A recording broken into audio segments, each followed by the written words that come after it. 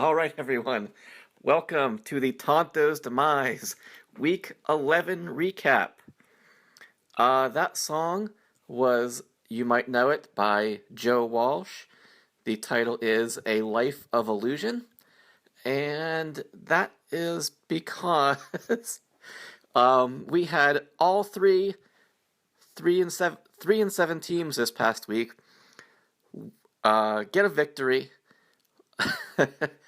with playoff chances still not gone.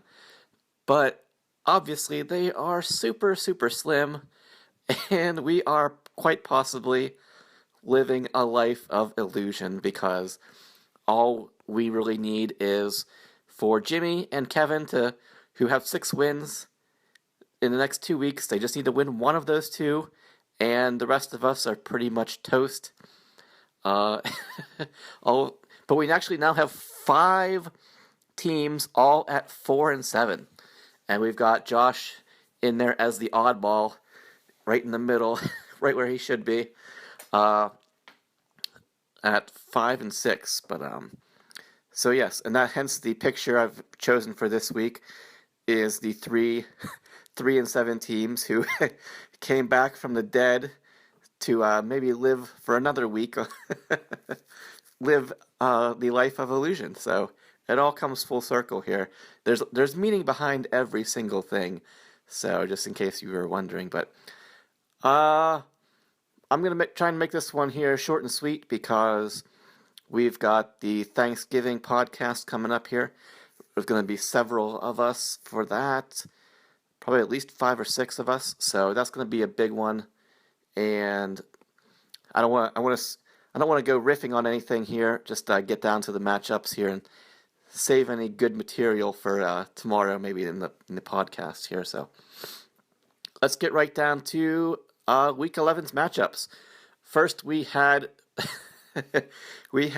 the defending champion Springfield Isotopes, currently going as the Pube Bearded Pansies, which was a term directed at the Springfield Isotopes from Gags to Riches, and so we went with that. And basically, what just so that we could say that Gags was beaten by the Pube Bearded Pansies, and as a matter of fact, he was, and we can, and that will stand forever in the record books of Tonto's Demise that Gags was defeated by the Pube Bearded Pansies. So the final score here was 141.25 to 138.6. Again, just back to the standings here. This week, this might have been one of the lowest scoring weeks that we've had in a really long time. Almost more than half the league ended up between 136 and 148. So that's like a 12-point margin there. Let's see, 136 to 12.8. 136 to 148. Let's see. So 1, 2, 3, 4, 5, 6, 7, 8. 8 of those teams were in between that point total there, and let's see. We had 2 teams with the Disco and FC Bohoric. They were both in the 120s. They only said only 2 teams. So that's 10. That's 10 of the teams there, and only one. Let's see.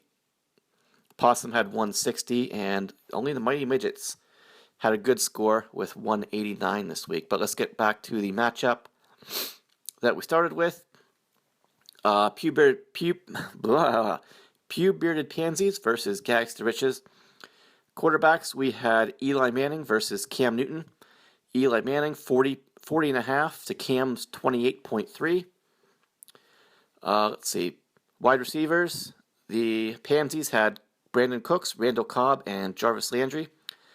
Cooks 11.2, Cobb 11.4, Landry 13.8. So that is about 37 points from the 3 receivers there. Gags to Riches, he had no Julio, no Demaryius Thomas. he had to roll out Davante Adams and Rashard Matthews, though those are still turning out to be pretty decent options here, despite having those guys on bye almost didn't really matter here. He had Antonio Brown, Adams, and Matthews. Brown 15.5, Adams 7.2, and Matthews 21.2. So he actually got a little over 40 points from his three receivers.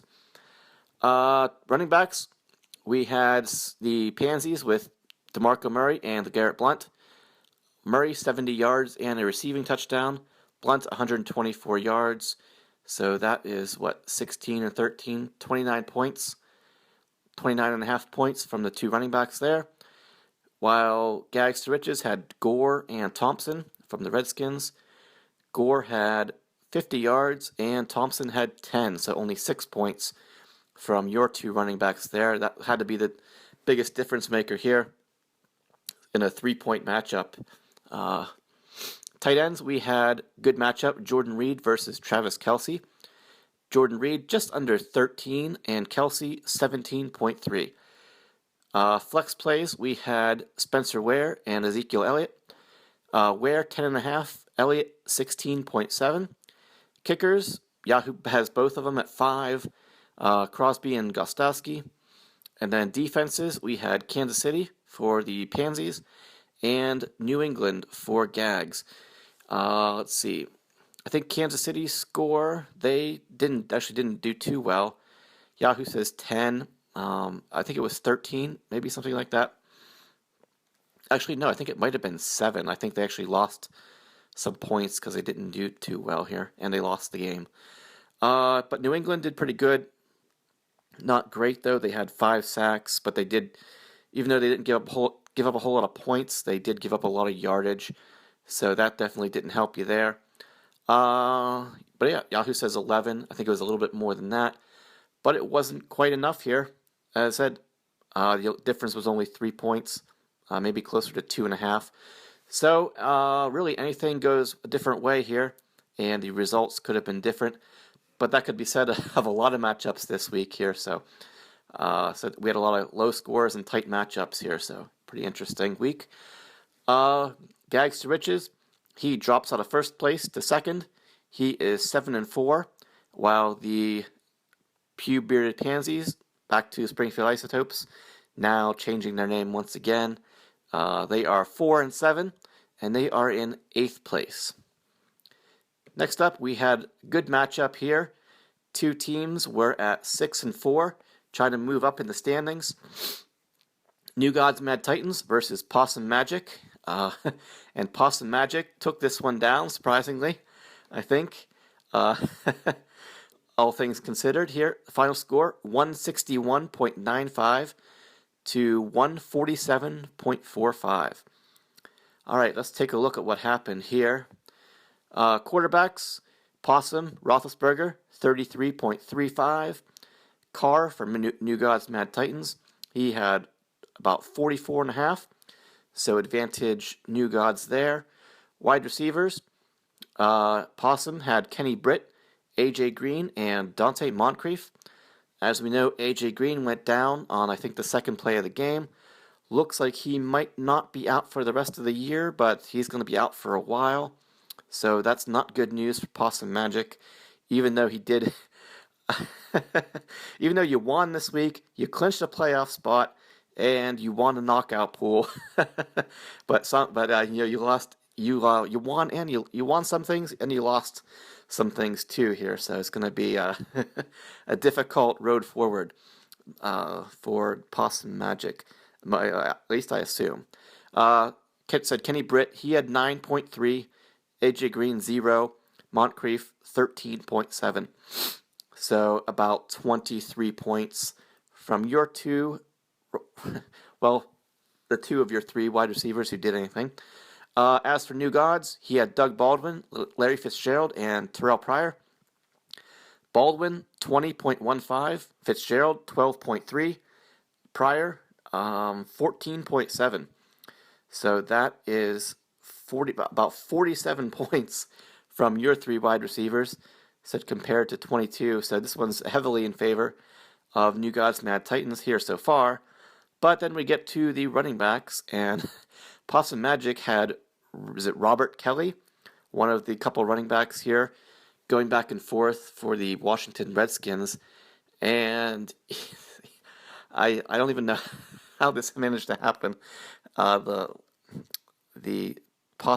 magic in Possum Magic comes out again, pulling Robert Kelly out of a hat here, getting 3 touchdowns and 137 rushing yards, 34.7 points from Robert Kelly. And let's see, 6 points from Jeremy Hill.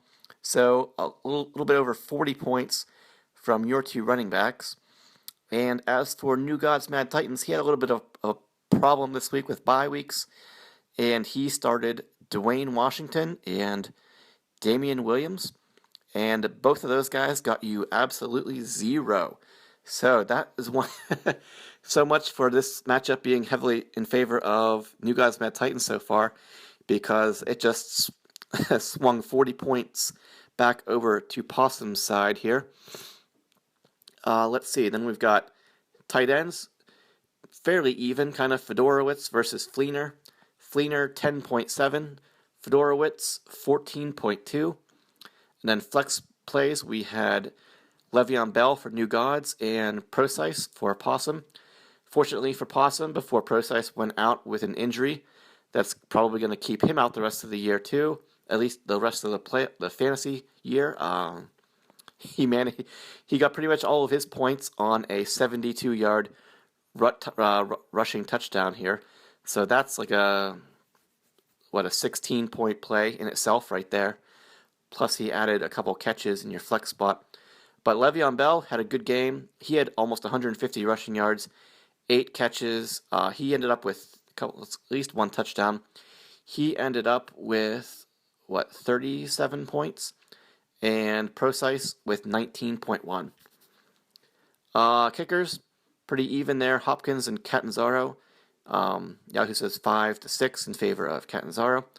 But then this was probably the biggest influence on this matchup here then, is defense.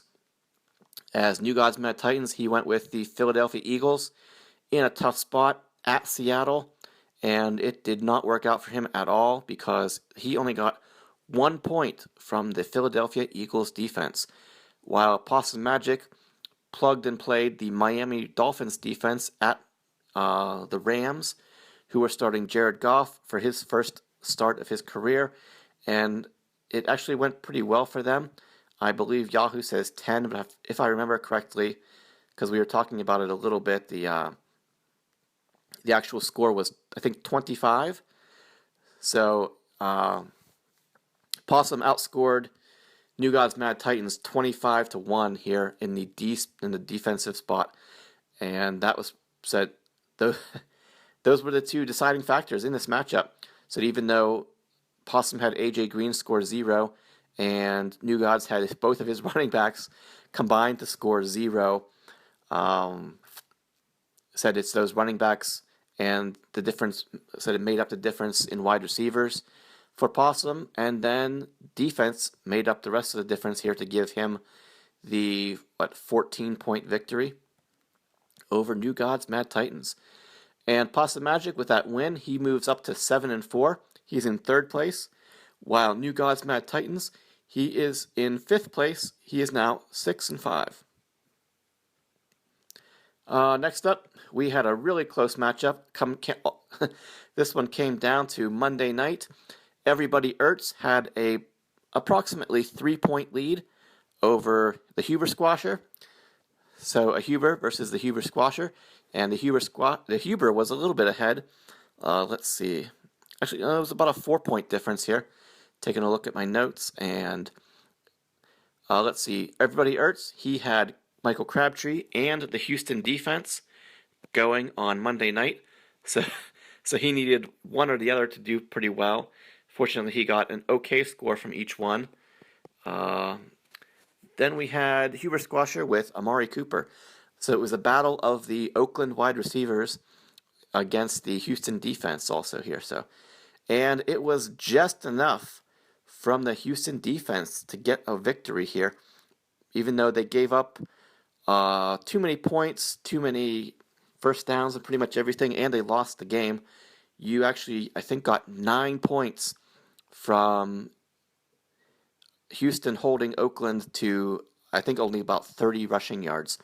So those 9 points that you got were crucial, and a couple points that Crabtree ended up getting you was enough to swing it here. And the final score, I guess I should say, is Everybody Ertz 148.8 over the Huber Squasher 147.75. So just over a 1 point difference here. Let's see, quarterbacks. We had Cousins versus Mariota. Good matchup here. Cousins, actually, he had both of these guys had the long touchdown connection, which was Cousins to Garcon. So Cousins actually ended up with 58 to Mariota's 50. So good quarterback scores there. Wide receivers, Everybody Ertz. As I mentioned, he had Pierre Garcon with a 70-yard touchdown. Crabtree and Devontae Parker. Garcon, 26.5, counting that long touchdown bonus. Crabtree, only 3.5, but Devontae Parker, he had just under 22. So it looks like you got about a little over 50 from your 3 wide receivers. While Huber Squasher, he had Jordy Nelson, Willie Snead, and Amari Cooper. Nelson, 11.8. Snead, 7.3. And Cooper, 15.7. So he had a receiving touchdown near the end of the game, and I actually thought had to have been enough to seal the victory for the Huber Squashers there, but I think the lead that Everybody Ertz had going into the matchup was a little bit more than I remembered it being, and so it ended up being just not quite enough for the Huber Squashers here. Then, let's see, running backs. Everybody Ertz had Mark Ingram and Chris Ivory. Ingram, 28 rushing yards. Ivory, 39. So you only got, that's about 4 and 3, so 7 points from your 2 running backs. Most of the points there came from, you only got 7 out of the 25 or 26 points available, because most of those guys, their points came from receiving stats here, which seems to be a Huber brother trend over the past few years. But I digress. Let's get back to... All right, we had Huber Squashers with Jonathan Stewart and Gio Bernard. Stewart, 30 yards and a touchdown. Bernard, only 20 rushing yards. So that is 9 and 2, 11. 11 points from your running backs. Plus, you did also, the Huber Squashers, you lost Gio Bernard for the season with I think an ACL tear. So you're going to have to find somebody else to plug in there to replace him. Most likely going to be Kenneth Dixon, would be my guess. Let's take a look. Tight ends, we had a good matchup. Jimmy Graham versus Greg Olsen. Graham, 13.6 to Olsen's 7.3. They pretty much had identical stats, except Jimmy Graham caught a touchdown, and Olsen did not. Flex plays, Doug Martin versus Tyler Eifert. Doug Martin, 13.5. Eifert, 6.5. Kickers, Hauschka versus Tucker. 5 for Hauschka, 6 for Tucker, according to Yahoo. And Houston, defense for Everybody Ertz versus Seattle for Huber Squasher. I think Houston's I think the final score ended up being 10, maybe, if I remember, something like that. I think they had 1 turnover. I think they had 1 sack, but everything else you got the 9. That left you with 1 point, but you got 9 for the rushing yards, which put you over the edge here. Seattle D, they did pretty good too. They had a couple turnovers, couple sacks. Yahoo says 14. I think it was closer to 20, something like that, maybe 23. But it wasn't quite enough here. Again, another really close, exciting matchup. So this even though this was one of the lowest scoring weeks of the year, this was actually probably one of the more exciting weeks of the year, also because we had such close matchups here. And let's see. With the loss, Huber Squasher drops to 7-4, still in fourth place, pretty much guaranteed a playoff spot, so can't be too worried about that. And Everybody Ertz, even unfortunately for Everybody Ertz, even in victory, he stays in 12th place, and he is also 4-7. Next, we have the Mighty Midgets versus the Dub C Hooligans. And the Mighty Midgets take this one down and jump themselves up to first place. Final score here, 189.25 to 146.75. Quarterbacks, we had Breeze versus Rogers, another great matchup. Breeze 52.25 to Rogers 61.85. So that was a great matchup, over 100 points combined, over 110 from your two quarterbacks. And then wide receivers, Midgets, Allen Robinson, Dez Bryant, and Corey Coleman. Robinson 10.8, Dez Bryant 26, thanks to 2 touchdowns. And Coleman looks like he had just under 8. So that is what 26 and 18 is 44. So about 45 points from your 3 wide receivers. While Dub C, he had Steve Smith, Jordan Matthews, and Cameron Meredith. Smith just under 24. Matthews just under 11. And Meredith just under 9. Actually, all of your guys, they all scored 0.9, something 0.9. All 3 of your wide receivers, which is what? 18 and 23 is 41. So you got about 42, 43 points almost from your 3 receivers. Running backs, we had the battle of who could lose more points from receiving yards and catches. Mighty Midgets had Carlos Hyde and David Johnson. Johnson did have over 100 yards and a touchdown, but he had 7 catches that did not count, so you lost a lot of points there. He looks like he got you 19 of, so he only got you 19 of the 38 points that Yahoo is saying. Hyde, he had actually a decent game, 86 yards. You would have liked to maybe see him get a touchdown, but all things considered, from from what he's done this year, Carlos Hyde, 86 yards, is a pretty good score. So you got, that's what, close to 27 points from your 2 running backs.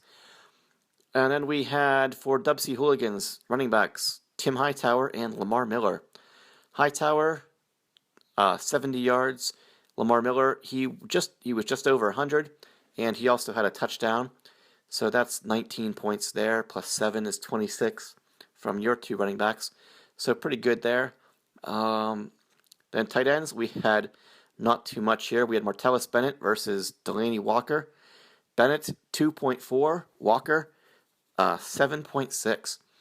After what did Delaney Walker do last week to me? It was like 27. So even though you caught a break here, Kevin, it wasn't enough.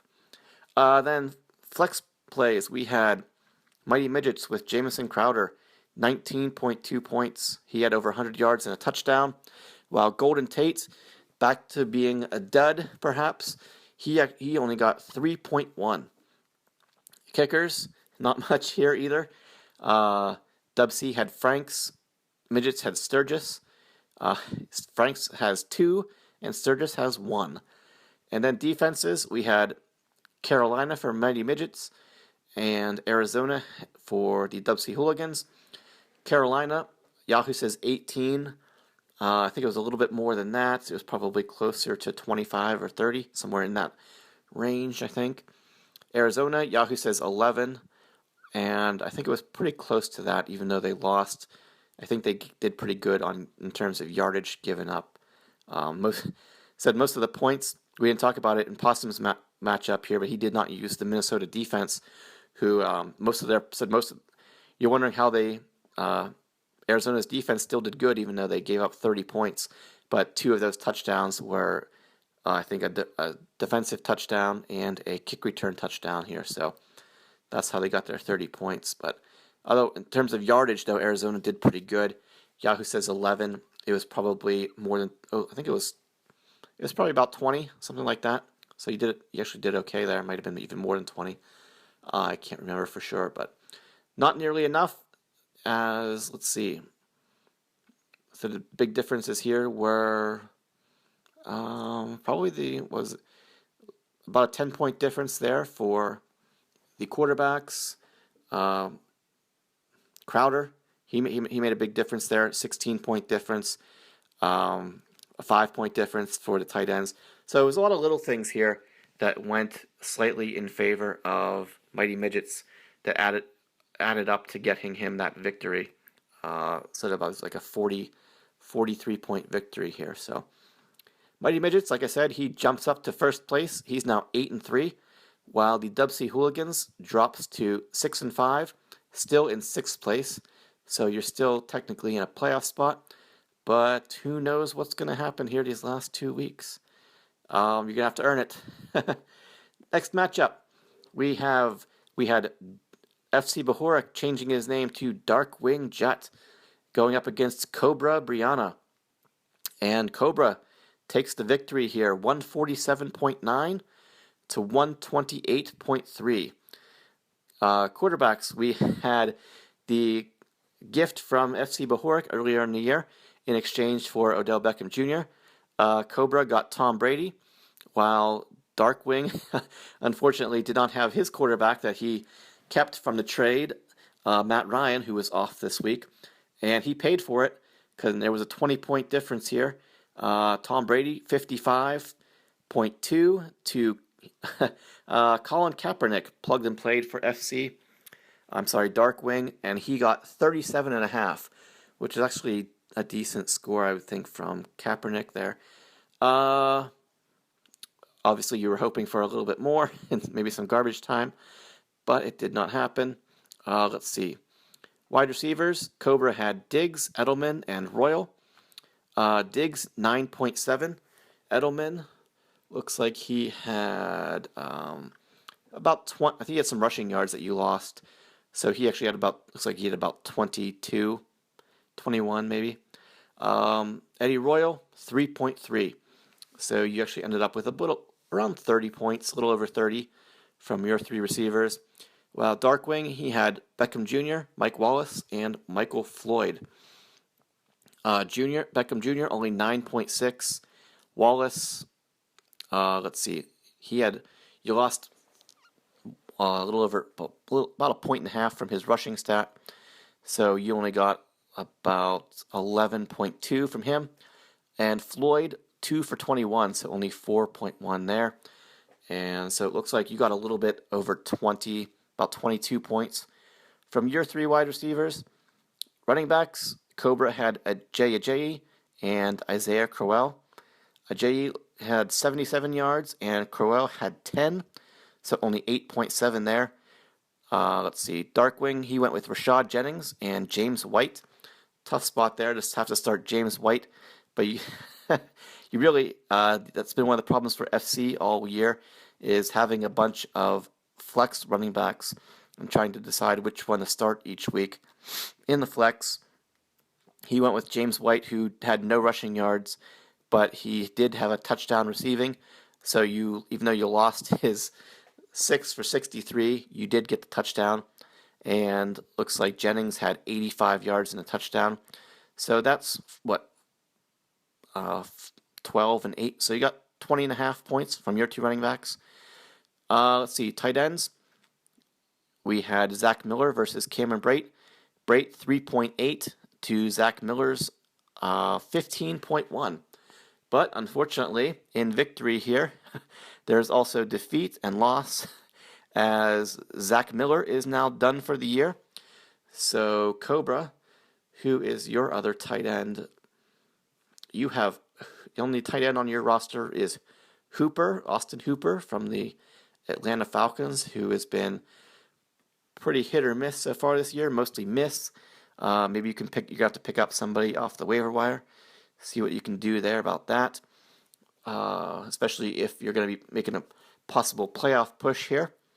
Then flex plays, we had Cobra with Theo Riddick and Duke Johnson for FC. Riddick 16, Riddick pretty much doubles up Johnson here, 16.5 to 8.5. Kickers, Let's see, Prater versus Vinatieri, 7-6 in favor of Prater. Then we had defenses, Giants versus Bengals. Let's see, Bengals. Excuse me. He had one turnover, a couple sacks. Yahoo says 11. I think it was a little bit more than that because they did pretty good in terms of yardage and points allowed, even though they lost the game. Then the Giants defense for Darkwing. Let's see, 4 sacks, a turnover. Did pretty good on points wise and yardage. Yahoo says 13. I think it was closer to or low 20s, maybe something like that. But it wasn't quite enough here. Said if try to what was the point? It was a 19 point difference here. So I'm not really sure what could have gone the other way for FC Bohoric. If he had flexed James White and put Duke Johnson in the running back spot, I don't think that would have covered the margin here, and you pretty much had everybody else. There really wasn't too much else you could do. You actually looks like you did play the right defense because out of the 3 that you have. So yeah, if you had for some reason decided to play Cordarrelle Patterson, you might have won because he had that kick return touchdown, which would have been 9 points there. You actually would have gotten 18 points from him instead of maybe 4 from Michael Floyd. So, yeah, I think if the only way you could have won here is obviously if you would have had Matt Ryan this week, but you didn't, and if you would have flexed, you would have had to flex James White and running back Duke Johnson and start Patterson over Floyd. So, but we can talk about what ifs all night long, but that's not what happened here. So, Cobra, he gets the victory on a roll here lately. He's now 5-6. Like I said, he's the only team right in the middle there. He is the oddball right in the middle. He is in 7th place, knocking on playoffs door. While Darkwing Jut, he is one of the 4-7 teams. He is in 10th place. And in the final matchup, we had the Detonators versus Disco. Let's see, and it was won by the Detonators. Final score 136.2 to 126.2. So exactly a 10-point margin here. Take a look at the quarterbacks. We had Stafford versus Luck. 37.9 to 35.3 in favor of Stafford there. Wide receivers, Detonators had Mike Evans, T.Y. Hilton, and Marvin Jones Jr., the infamous Marvin Jones Jr., who, let's see, well, I guess it didn't matter this week if you had Marvin Jones or Larry Fitzgerald because you won here. So what I need to do is go back and take a look to see at Detonators' previous matchups to figure out if having Marvin Jones over Larry Fitzgerald, if that's actually cost you any victories here in terms of the point differentials. Let's see. But again, I digress. Let's get back to it. Mike Evans, 16.5. T.Y. Hilton, 20.5. Jones, 2.5. So that's what, 38, 39 points from your 3 receivers, almost 40. Disco, he had Hopkins, Michael Thomas, and Tavon Austin. Let's see, Hopkins, 10.8, who, as we know, he got robbed of a 60-some yard touchdown, I think. I can't remember if it would have been a long touchdown or not, but he never stepped out of bounds, but they said he did early in that game, and you lost a touchdown there. And that could have been the difference here in the matchup. Hopkins said 10.8, Thomas 11.8, and Tavon looks like he only had 1 catch for 20, so 2.1 from him. So you only got about close to 25, a little less than that from your 3 receivers. Running backs, Detonators had Howard and Ryan Matthews. Howard had 77, and Matthews had 31, so 10.8 from those 2. Disco had Gurley and McCoy. Wait, am I talking about Gags' team? Or oh no. I had that trade here. Feels like it's like those are all these back and forth trades between Disco and Gags this year. But let's see. Gurley had 76 and a touchdown. McCoy had 30 and a touchdown, 33 and a touchdown. So you got about 25 almost from your two running backs. I don't know why I keep starting to say three receivers. But all right, then tight ends. Detonators picked up and played Barnage because there was no Gronk this week. And he managed to catch a touchdown. But unfortunately, for you at least, he only had 2 catches, but one of them was the touchdown. Ebron, he had 3 catches for 70, and he did somehow manage to have a 1-yard rushing touchdown. So even though you lost that you lost 0.1 for that yard, but you did get a rushing touchdown there from Ebron. So I guess it would be an even 16 points for him. Flex plays, we had Kelvin Benjamin versus TJ Yeldon. Benjamin 8.6, Yeldon 5.2. Kickers, Janikowski versus Bailey. Yahoo says 7 to 8 respectively. And then we had defenses. Detonators went with the Rams, while Disco had the Cowboys. And the Rams, even though they lost the game, they actually did pretty well in terms of yardage and points given up. So 14 is still pretty good. Had a couple sacks and a turnover. Yahoo says 13. I think it was actually a little bit more than that, even though they lost. While Dallas, Yahoo says 7. Looks like they had a sack, but I don't know about any turnovers there. But Yahoo says 7. I think it was closer to, I'm going to say 13, maybe a little bit more. Closer to 15 than 7 there. I think, because I think Baltimore actually did pretty well in terms of yardage and stuff. So you probably got a little bit more than 7, but not a whole lot. But it wasn't quite enough here. As set a 10-point margin for Detonators. With the win, he moves up. He is now in 9th place at 4-7. So he moves up to 4-7, while Disco drops to 4-7, and he is actually all the way down now in 11th place. Is Disco here? So that's pretty much it for those are the matchups for week 11. We got a lot going on here this week. Like I said, the 3 teams who could have been being clapped out here in the Week 12 podcast will not be. They all survive for another week, but unfortunately for those 5, 4, and 7 teams, I think up here in Week 12, said of those 5 teams, 4 of them are all playing each other here this week. So we're going to have the Springfield Isotopes changing their name temporarily to the Volchko Squasher, going up against the Detonators. So those are 2 4 and 7 teams. The loser of that one is definitely done. And the other one will still be living the life of illusion, possibly. And just said the loser will be done, and the winner will still be grasping to that one slight glimmer of hope to squeak into maybe the number 6 seed in the playoffs here.